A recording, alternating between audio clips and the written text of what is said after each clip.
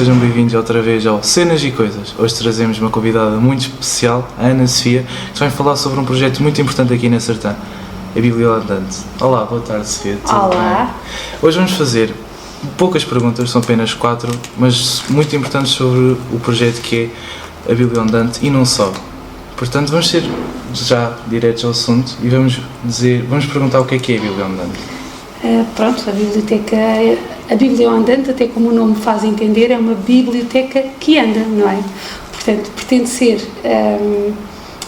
ter lá dentro tudo aquilo que uma biblioteca física tem, só que sobre rodas, para poder chegar a quem está mais longe. Portanto, é uma carrinha, é um veículo que transporta vários serviços, vários recursos de livros, DVDs, revistas, jornais e vários serviços disponíveis por computador, não é? Por exemplo, se calhar as pessoas não sabem, mas alguns serviços que estão disponíveis no balcão de atendimento da Câmara Municipal existem na biblioteca itinerante, como alguns serviços das lojas do cidadão. Se calhar as pessoas não sabem, mas uma pessoa pode renovar a carta de condução na biblioteca itinerante, ou fazer pagamentos, ou carregar o telemóvel.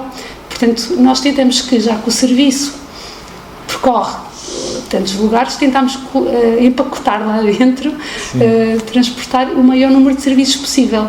E como hoje em dia temos as novas tecnologias desenvolvidas, há uma série de coisas que hoje em dia são possíveis e que antigamente não eram. Se agora quisermos comparar um pouco o que é a nossa biblioteca itinerante com as da Gulbenkian, não é? Era impossível isto que eu acabei de dizer acontecer. Claro. Nesse tempo, as novas tecnologias hoje dão-nos essas possibilidades e então nós tentamos colocar lá dentro outras coisas que possam fazer sentido e falta à vida das pessoas onde nós nos deslocamos.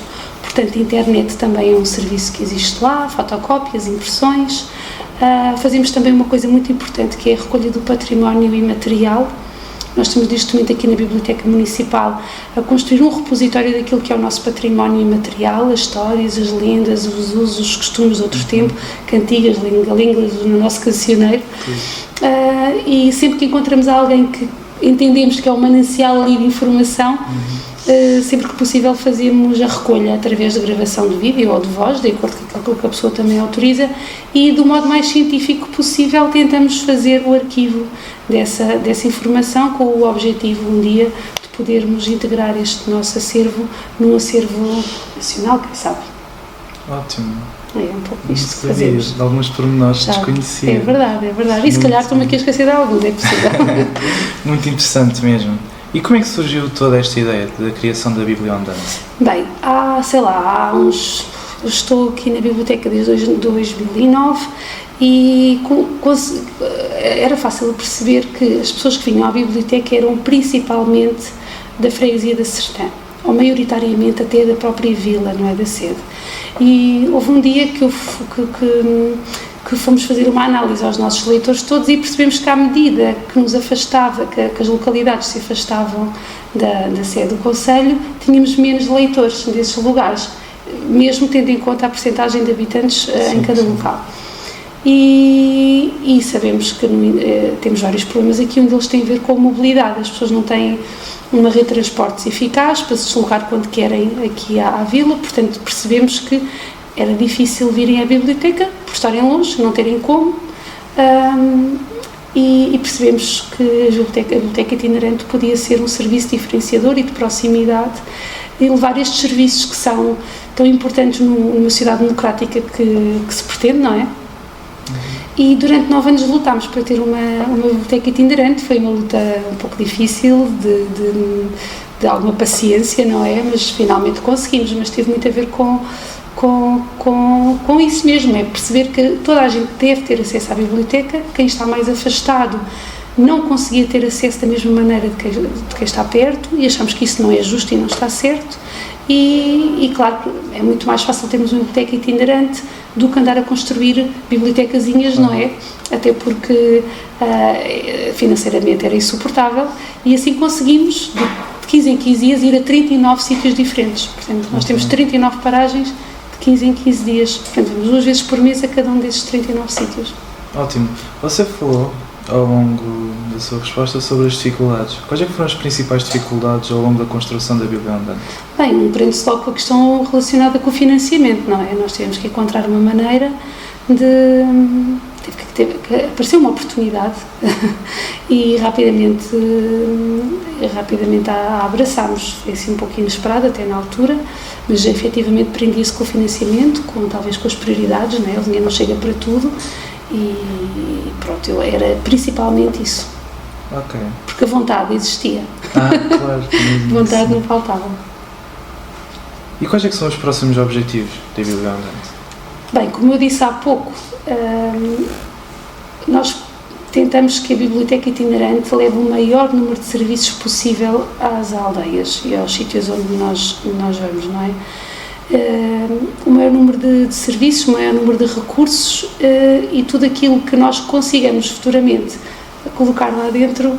Portanto, no fundo, acho que podemos melhorar ainda algumas possibilidades que a carrinha tem, até relacionadas talvez com a questão da animação. Portanto, por exemplo, amanhã, uma das coisas que eu vou fazer com as pessoas que conduzem a carrinha é tentar delinear um plano de atividades para, até ao final do ano, para a biblioteca, para que, sei lá, de vez em quando possamos levar alguma animação também às aldeias, alguma música, teatro, poesia, sei lá, tentar retomar os rastreios médicos que fazíamos também, que eu esqueci-me de dizer isso, a carrinha tem, no fundo, um pequeno consultório médico. Nós, assim, portanto, há uma parte que se pode isolar, a parte dos livros e dos recursos dessa parte, e um médico, um técnico de saúde que quiser ir fazer rastreios médicos, como aconteceu antes do Covid, isso pode acontecer, e estamos também com vontade, e já estamos a retomar os contactos para isso ser possível novamente. Antes da pandemia, nós fazíamos rastreios médicos e oculares, em parceria com farmácias e óticas aqui do Concelho de Sertã. E obviamente que, havendo vontade das instituições do nosso Concelho, é uma questão de boa vontade e de fazermos parcerias, não é? Portanto, eu imagino que a Biblioteca da Sertã possa levar um bocadinho de cada serviço público que exista aqui. Não tem sido fácil às vezes, não é? E nem todos os serviços estão sensíveis, se calhar, ou receptivos a isso. Também temos que saber respeitar isso, também tem os seus motivos, não é? Onde ter uma justificação, às vezes, para que isso ainda não tenha sido possível, mas eu estou em crer que sim, que com o tempo e com a validação do serviço no território, que cada vez mais queiram estar connosco. Por exemplo, acho que faz muito sentido, na altura em que se podem fazer queimadas. Eu lembro-me que isso é uma coisa que tem gerado dúvidas todos os anos. As pessoas têm muitas dúvidas nas aldeias. Até quando é que eu posso fazer, quando é que posso começar, o que é preciso, quem é que eu tenho que comunicar, sei lá, por exemplo, levar alguém que saiba localmente, dar essas informações às pessoas para lhes tirar dúvidas. Estou a falar deste tipo de coisas, não é? Isto muitas vezes são ações concertadas, pontuais, que fazem sentido num determinado momento e num determinado contexto e que podem realmente melhorar o serviço e esclarecer as pessoas e estarem mais informadas. A biblioteca quer informar, não é? Quer ter as pessoas informadas também e também, se sempre pudermos ajudar a contribuir para isso, a biblioteca deve fazê-lo, a biblioteca itinerante. A biblioteca, pelo que tenho conhecimento, também faz outro grande evento, penso eu que seja o único a nível nacional, que é a Maratona da Leitura. Pode-nos explicar o que é em si a Maratona da Leitura? Pois, a Maratona da Leitura, sim, todos os festivais que existem em Portugal são únicos, porque têm coisas que os diferenciam uns dos outros, não é? A nossa Maratona de Leitura, nós costumamos dizer isso porque ela começou com uma atividade nas duas primeiras edições, em 2012 e 2013, com uma atividade que não existia, pelo menos daquela dimensão em mais lado nenhum, que eram 24 horas a ler. Portanto, na altura, quando experimentámos, a Direção-Geral do Livro e das Bibliotecas disse-nos que era a maior maratona de leitura de Portugal. Nós agarrámos um pouco a essa singularidade, não é? E fomos continuando. Mas hoje em dia, a maratona de leitura é muito mais do que isso, porque nós até já costumamos referir-nos a ela como um festival literário. E ele está a um nível, acho que eu posso dizer isto, das correntes de escritas, do fólio, cada um com as suas singularidades, obviamente, mas pronto, sim, ele é único nessa atividade concreta que existe. O ano passado nós fizemos em 3 dias 82 atividades, uma foram as 24 horas a ler, que sim, que é única, mas o festival em si, que tem a ver com encontros com escritores, feiras do livro, exposições, sei lá, tantas atividades que nós encontramos noutros festivais, não é? Temos uma das atividades do nosso festival que é única.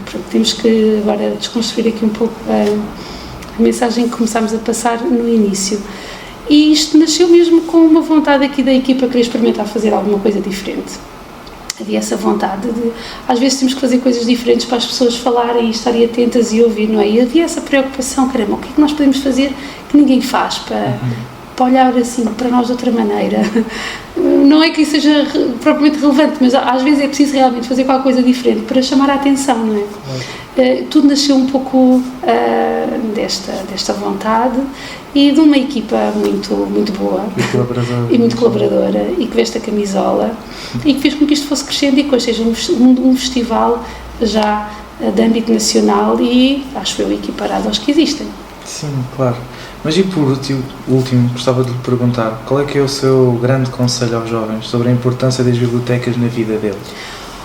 Olhem, eu costumo dizer que as bibliotecas são o serviço público mais incrível que existe. Se vocês pensarem bem, nós podemos estar aqui a fazer uma sessão como fazer o Pino, ou a seguir fazer a sessão mais erudita do mundo sobre filosofia, que nada parece mal. Portanto, normalmente as bibliotecas estão instaladas em edifícios agradáveis, de um modo geral. Houve um grande investimento financeiro há uns anos atrás, em que houve um investimento, construíram-se bibliotecas pelo país inteiro. Algumas são verdadeiras obras arquitetónicas que até só pelo edifício vale a pena conhecer, mas mais do que outras, não é? Portanto, são espaços muito agradáveis, são espaços tendencialmente gratuitos, portanto as pessoas não pagam nada para usar uma biblioteca, podem eventualmente pagar uma fotocópia se precisarem de uma impressão, ou pagar um café se quiserem tomar café, mas os serviços essenciais de uma biblioteca são gratuitos. Temos o mundo cá dentro através da internet, não é? E normalmente são edifícios que têm rede Wi-Fi, que todas as pessoas hoje em dia precisam para trabalhar e para estudar, e têm tantos livros, não é? E cada vez mais falamos de que ler é tão importante. E eu acho que é um pouco por aí. São sítios agradáveis, onde se está bem. Muitas vezes as pessoas nem sabem, mas aqui também se pode vir apenas para conversar com um amigo, não é? Ou aprender a fazer crochê. Nós, por exemplo, no dia 28 vamos estar aqui a falar sobre excesso de peso, não é? Há pessoas que não sabem que isso é possível. Já tivemos aqui uma sessão sobre como fazer fertilizantes e usar pesticidas naturais. Andamos a fazer sessões de literacia digital, a ensinar as pessoas que têm mais dificuldade a trabalhar com as novas tecnologias. E muitas vezes falta, assim, desmistificar isto, que são sítios para toda a gente mesmo, não é? Mesmo para quem tem uma horta e quer saber como acabar com determinada praga, há de haver aqui um livro que explique como é que isso se faz, e os funcionários estão todos aptos a saber chegar a esse livro para que as pessoas possam aprender. É muito isto.